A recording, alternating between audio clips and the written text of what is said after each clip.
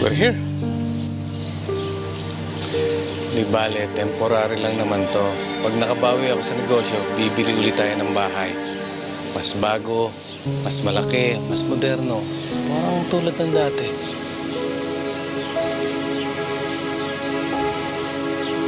Halika na.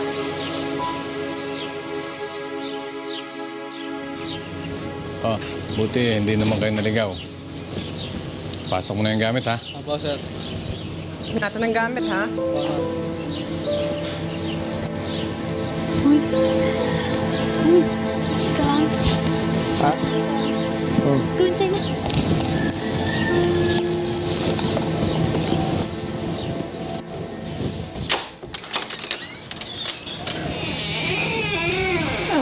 For a rented house, mukhang okay na ang mga gamit. And it's quite spacious.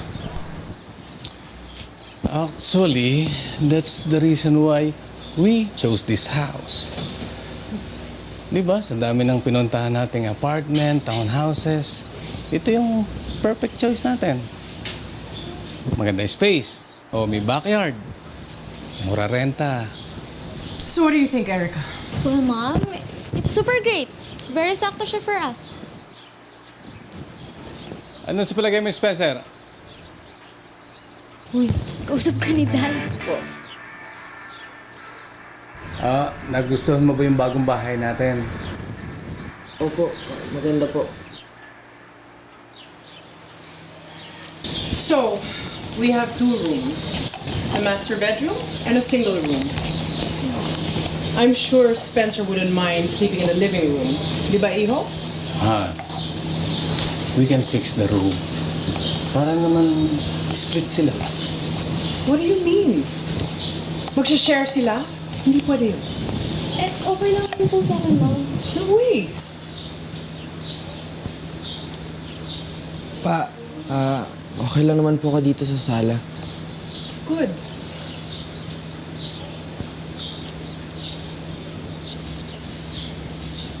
Tumulong na lang muna kayo dun sa labas.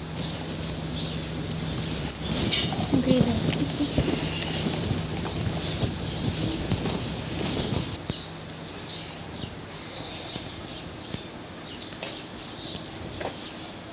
I'm sorry, hon. This is the best I can do. Like I said, it's not that bad.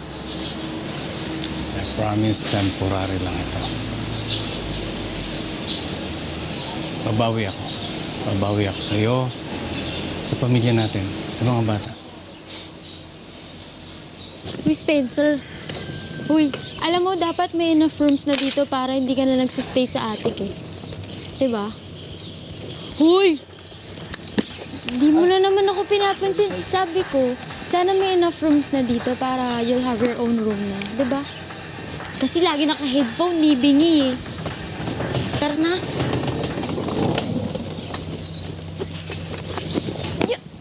Uy.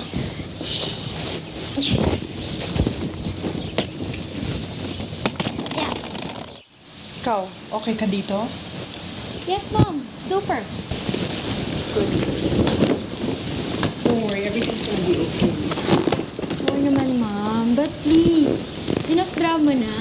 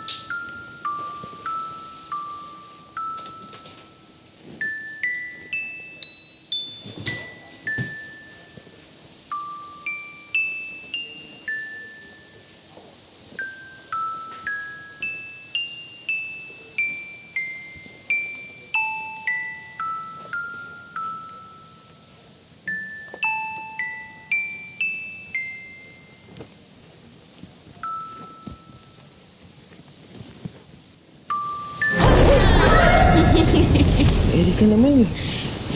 Hala, high blood siya. Iniiwan mo kasi ako doon mag-isa.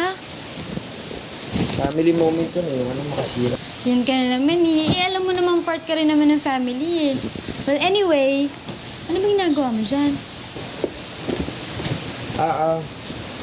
Wala, meron gusto kong narinig kanina eh, pero parang wala naman. Hala, yan ka na naman sa mga naririnig mo ah. Uy, alam mo, ano sabihin kila mama mo? Baka mamaya din ka na naman sa psychiatrist tapos sabihin, clinically depressed ka. Pero joke lang yon. Sensitive ka naman masyado. Joke lang yon. Ha? Huwag mo na isipin yun. Harating nga natin yung room ko. Mamaya na lang. Sige na, ito naman sensitive eh. Joke nga lang yung kanina. Saan mo yun? Saan mo yun? Doon?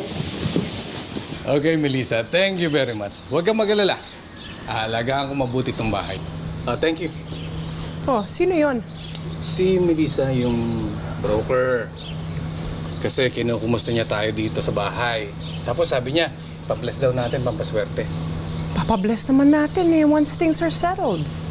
Okay, basta ikaw ang in charge sa pare, ha? Oh, here's the chicken. Mainit-init pa. Spencer, kumusta ka naman? Bakit ang tahimik mo? Dad, he's always tahimik naman pag magkakasama po tayo, di ba? Oh, kain na. Pasensya na at hindi ako nakapagluto kaya bumili na lang ako ng manok. Okay lang yan, Han. Hindi pa kasi tayo settled dito. At saka, mukha namang masarap yung binili mo. Di ba, kids? Kids? We're not kids anymore, Dad. You'll always be my kid. So, Whatever. let's eat! Whatever, Dad. Oh. Ano? Kumusta naman yung bakasyon mo? Ano mo pinagkakabalahan mo ngayong December? Ano naman po pa. Siguro papahinga na lang, tapos tulong na lang dito sa guys ng gamit sa bahay. Kumusta pag-aaral? Nag-i-enjoy ka ba sa business management? Ano naman po pa. Galingan mo, ha? Para pag nakagraduate ka, tulungan mo ako sa trabaho. Palagay ko, yung tandem natin na babalik ng unlad ng negosyo natin. Naniniwala ako sa'yo, ha? Ano po pa. Sana nga. So, Erica, how's fashion school? Oh my gosh, fashion school is awesome, Mom. I super love my prof. I super love my classmates, my school. I really love what I'm doing, Mom. Kaya ang saya-saya talaga. And I can't wait to launch my own fashion line soon. That's great. Well, I'm sure your designs will be wonderful. Yes, Mom. Kaya lang, habang tumatagal, everything is becoming expensive. Sana makayanan ko naman. Don't worry, anak. Whatever you need, just let us know. We're always here to support you. Di ba, Han? Oo nga. Basta galingan mo lang parati, ha? Andito lang kami ni Mami para sa inyo. Yes, Dad.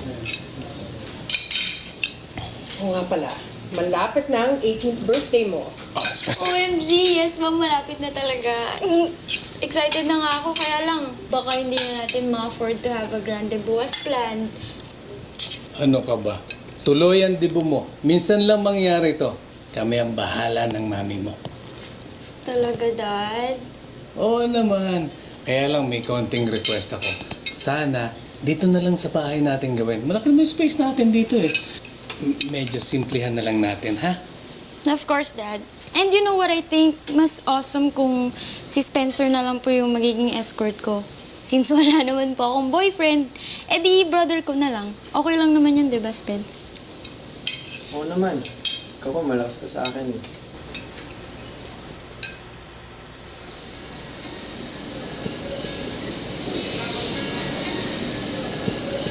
Hey girl, so, di ba October 28 yung birthday mo? Yeah, why not make it a Halloween theme party?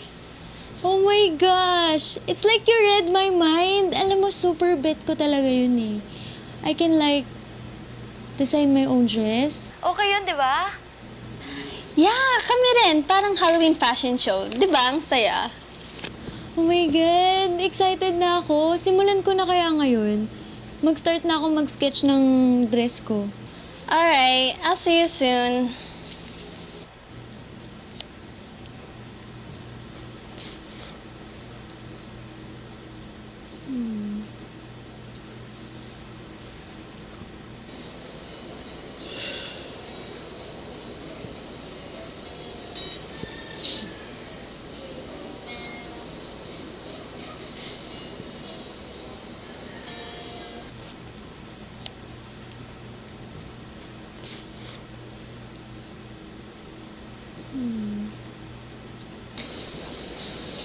Happy birthday, anak! Tingnan mo itong gift ko for you. Wow, ma! Grabe, thank you po. Thank you po talaga. Welcome, anak. Alam ko kung gaano mo kamahal ang music. Kaya ito ang regalo ko sa'yo. Ipagpatuloy mo lang yan, anak. Malayo ang mararating mo.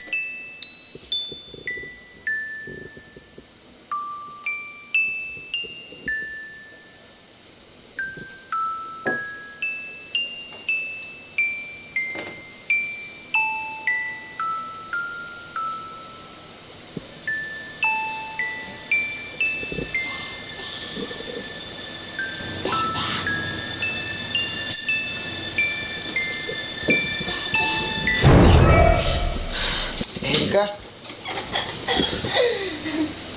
Ano naman ba kasi ginagawa mo dyan?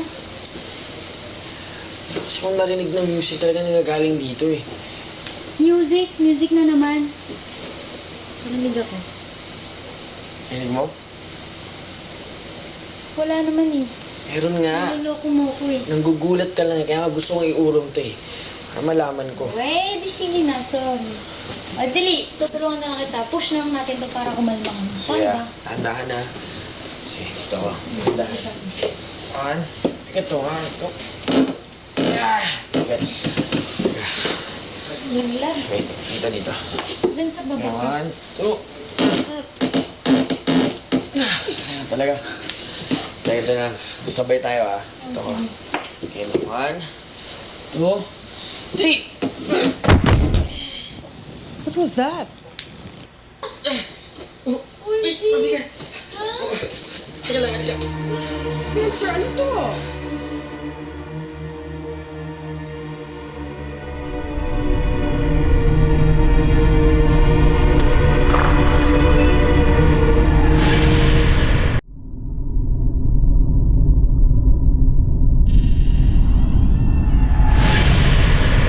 Mabigat. Ha? Teka lang, Erika. Ba? Spencer, ano to? Look, Mom. There's a hidden door, oh. Oo nga, ano. Hindi nasabi sa akin ni Melissa to. Erika, pakikuha nga ng mga susi. Yes, Dad. Ba't si Erica pa ang uutusan mo? Teresa, please. Ma, narinig niyo ba yun? Ang alin? Pa, parang kung di man, nanggagaling po dito sa loob.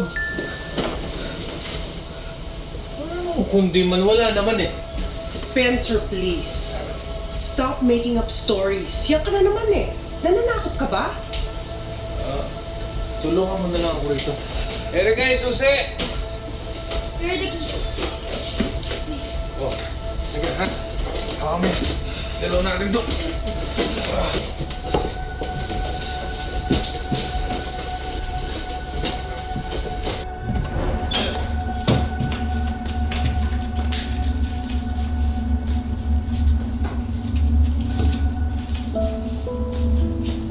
Spencer.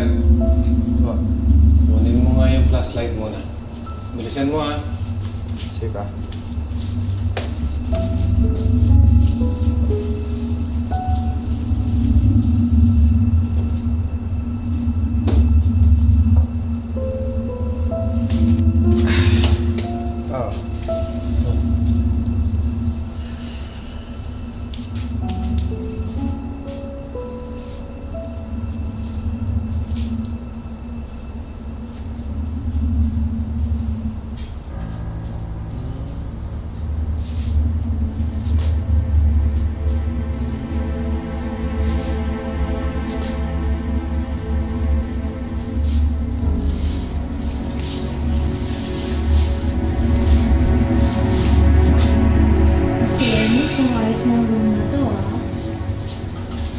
Spencer, may kwarto ka na.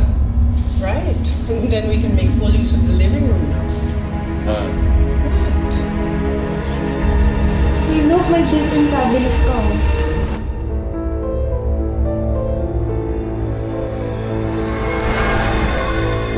Oh, it's locked. How are you supposed to put your things in there?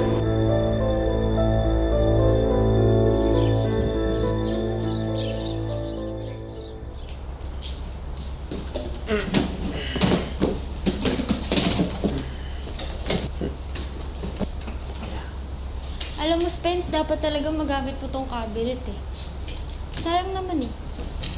Erika, wag mo na. Wait lang, sayang kasi eh. Sisira pa. Spencer naman, huwag mo naman ako takutin. Ba't naman kita tatakutin? Dalawa lang tayo dito, oh. Kasi yung nagbukas niya. Hindi, baka nakalimutan ko lang kanina. Tinatakot mo ako eh. Hindi nga, hindi kita tinatakot. Anyway, hopeless na tong cabinet na to. May araw din sa akin yan. Dahil dyan, yung ibang gamit mo, dito lang natin lagay sa drawer. Yeah. Uy! Tinan mo to oh. Taray ng brush vintage. Uy, sorry mo yun, baka may may-ari nun.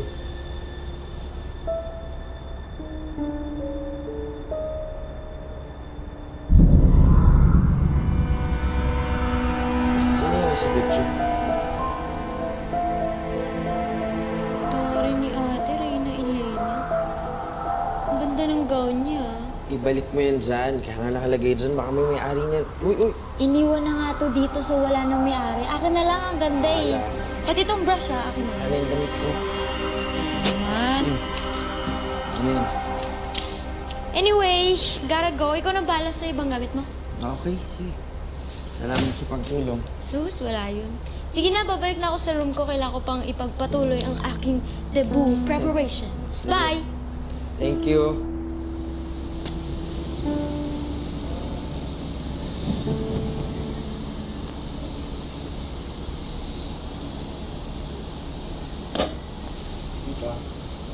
Dito lang po. Okay lang. Napagod lang siguro yung mata ko kaya pinikit ko. May lakad ka ba? Lalabas lang po ako saglit. Mag-ikot-ikot lang po sa village. Ganun ba? Kumusta yung bagong kwarto mo? Okay na po pa. Nalinis ko na po. Tinulungan na nga rin po ako ni Erika eh. Natutuwa ako anak at nagkakasundo kayong magkapatid. Kung sana nga lang pati yung tita mo. Di bale. Konting pasensya na lang ha.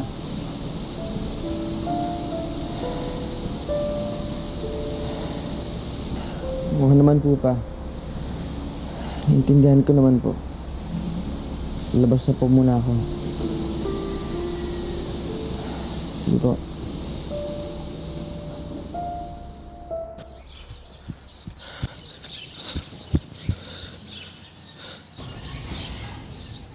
Uy! Sorry. Sorry, saktan ka ba? Sorry, pasensya na. May sakit. Sorry. Okay lang ako. Chill. Sorry. Sure, okay ka lang? Sorry. Bago ka lang dito, no? Kakalipat lang namin yung puting bahay doon sa may kanto. I see. By the way, I'm Jessica. You are? Spencer. Spencer. Kamusta naman yung bago niyong bahay? Okay naman kayo? Okay naman. Bakit? Madami na rin kasi yung tumira sa house na yan. Tapos, hindi sila tumatagal. Ha? Story goes, may babae daw na nagpapakita sa bahay na yan. Dun sa isang kwarto, yung tapat ng stairs. May pagkamalas rin daw kasi yung spot ng kwarto na yun. Sorry, natakot ba kita? Hindi, I don't believe in ghosts, so no worries. Well, if you believe in God, why not believe in ghosts, demons, and elementals? Agnostic ako eh, so I don't believe in God's existence. Uy, huwag mo sabihin yan, maka-attract tayo ng negative energy. Masyado na ba ako nagiging weird? I'm sorry, nagmamalasakit lang ako sa bagong neighbor. Huwag ka mag-alala, mas weird ako. So, you're weird, I'm weird. We'll get along just fine. Can I have your number? Sure.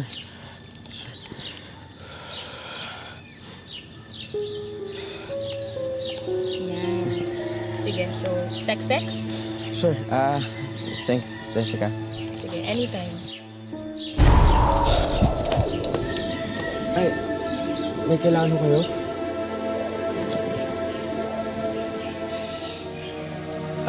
Naku, tuloy na ho kayo kasi paulan na rin po eh. Huwag na huwag mong bubuksan yung kwarto sa may hagdanan. Huwag na huwag.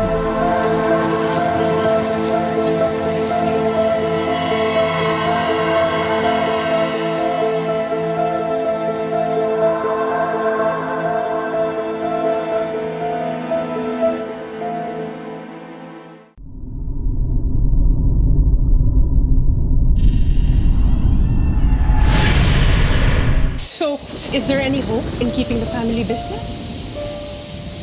I'm still trying to find a way. Kung hindi kasi sila nagtayo ng branch dyan sa harapan natin, Well, you should have listened to me. Dapat ibinenta mo na yan sa mga Andrada nung interesado pa sila. gusto mo, ipamigay ko na lang yung nag-iisang ipinamana sa akin ng mga magulang ko? No way. Well, this is not about sentimental value. This is about property value. Habang meron pa. Now look what's happened. Were you able to save your family business because of your sensitivity? I don't have time with this, Teresa. Kung iniisip ko kung paano tayo makakabawi sa negosyo, hindi yung ganitong sisihan na lang ng sisihan. Alam mo, yan ang problema mo eh. Kapag ako ang nagsasalita, palagi na lang akong mali. Wala namang patutunguhan ng usapang ito. Well, excuse me.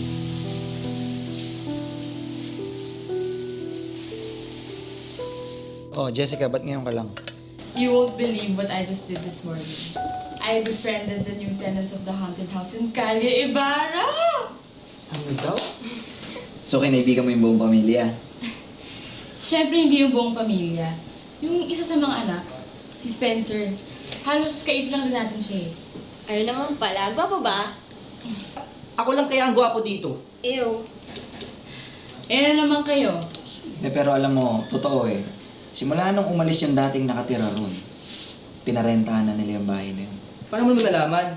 Sa internet, tol. Research ka din para matuto ka magbasa. Aba, nahilig din naman ako magbasa. Mga comics nga lang. Piloso po. Anyway, I got his number, kaya ito na guys. Ito na yung chance natin. Tama ka. Good job, Jess. Good job. Panahon na. Ito na yun para patunayan natin sa kanila na meron talagang multo doon sa bahay na yun. Tama. At kailangan din natin mapatunayan sa kanilang lahat na hindi basta-basta tong grupo natin na to.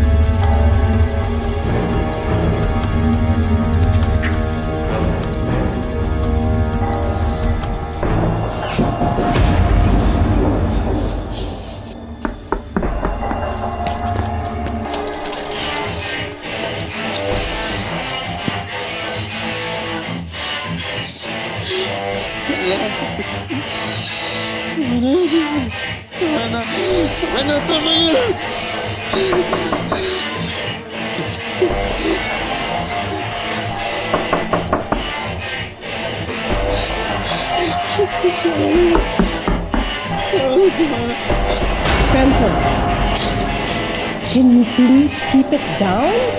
It's just too loud. I can hear your music all the way in my room. Ay, wala ka bang pakialam sa mga tao sa paligid mo? Sorry po. Meron po kasing kumakatok na malakas sa pinto ko kanina. Kaya nilakasan ko po yung music. Eh, kaya nga hindi mo marinig yung katok ko dahil napakalakas ng music mo. Pasensya na po, hindi na po mahuhuli. Matulog ka na.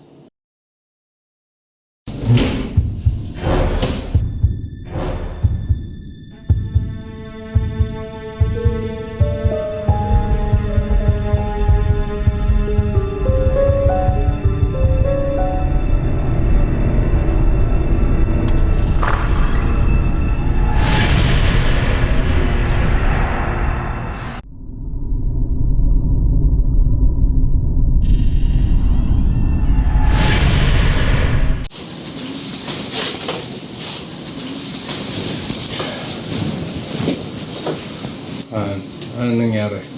Wala. Yung anak mo sinisita ko lang. Lakas magpatugtog. Babayaan mo na rin yung bata. Tsaka, please, huwag mo lang siya parati pinapagalitan, ha? Hindi ko siya palaging pinapagalitan. I'm just doing my best. Okay, let's not ruin the night. Sorry.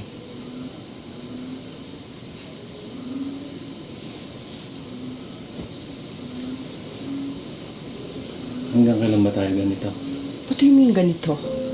Ganyan. Lagi kang galit. Malamig. Parang hindi asawa ang turing mo sa akin. Bakit? Naisip mo ba yun nung niloko mo ako? Hanggang kailan mo ba isusumbat sa akin yan? Ang tagal na noon. At isa pa, diba? Hindi ko naman sinasadya yun. Hindi mo sinasadya. Nakabuo ka ng anak sa iba at lahat, hindi mo sinasadya. Well, hindi ko din sinasadya ang naramdaman ko. Because you have no idea how hard it is to accept everything, including that bastard son of yours. Walang kasalanan si Spencer dito. Wala. Ever since na dumating siya sa pamilya natin, nagkandaleche-leche na ang lahat. Ang business, ang bahay, lahat-lahat nawala na. Matagal na nating pinag-usapan ito. Wala siyang ibang mapupuntahan. Umpisa nang mamatay ang mama niya. Wala rin siyang pwedeng asahan kundi ako lang. Ewan ko. But he will always remind me of your infidelity. This is pointless.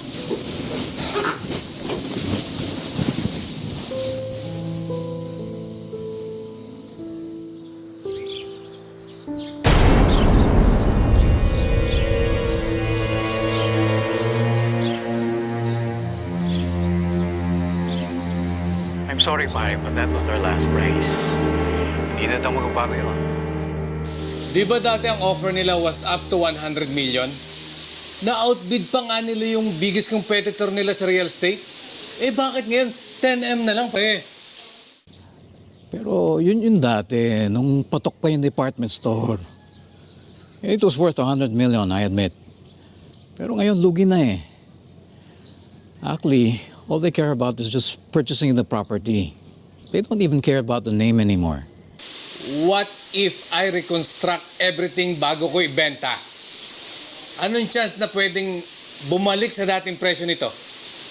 I doubt it, pare. I think they would rather have it reconstructed themselves once mabili nila yung property sa'yo. Pare, baka naman pwedeng magawa ng paraan. Huling barahan na namin to eh. That's their last price. Take it or leave it na lang. Sensya ka na, pare, ha?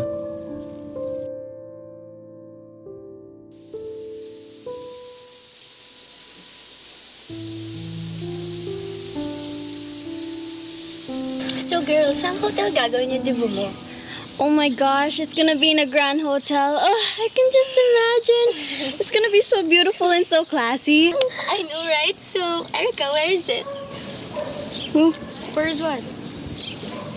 Girl, okay ka lang ba? Parang kanina ka palutang eh. Yeah, I'm good. Well, my debut will take place in our new house. Ah, your house. Yes. Your house? Yeah.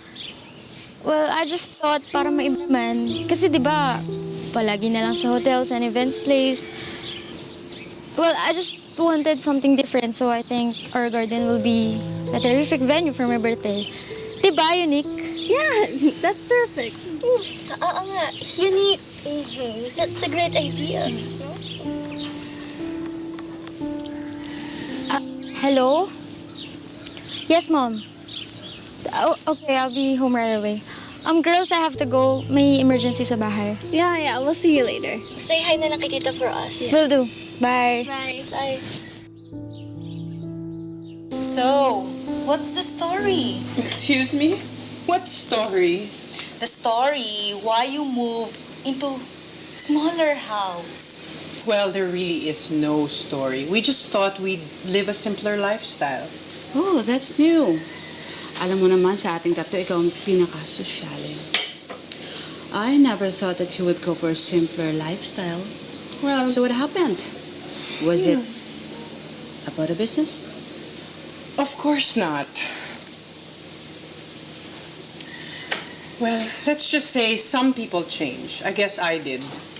And I thought that if we moved to a smaller house, the family could feel even more close. Okay. Actually, I agree with you, Amica. Kami kasi ng asawa at anak ko. Nako, sa sobrang laki ng espasyo sa bahay, halos hindi na kami magkita. Why don't you consider downsizing too? Para magkita-kita naman kayo, di ba? Actually, you got a point. Speaking of asawa at anak, kamusta naman yung anak sa labas ng asawa mo? Well, I try not to mind him. He's a bit of a troubled child, you know. You know, it's difficult not to mind him. I actually admire you for letting him stay in your room. It's a very tough call. Ay nako, I agree, Amica. Kung ako ikaw, nako, hindi ako papayag na mangyari sa akin yung ganyan.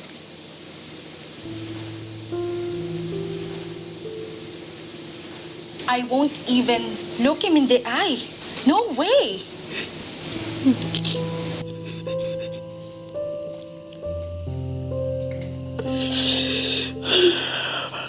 Kasi ako iniwan mag-isa.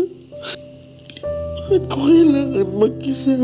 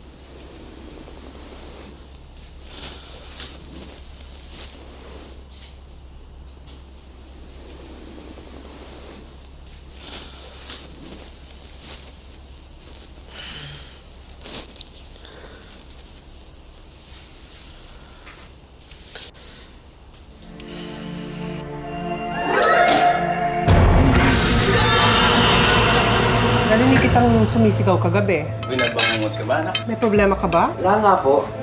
Bakit po bigla kayo nag-turn ng pakit? By the way, I'm hosting a housewarming party tomorrow. You know my daughter, right?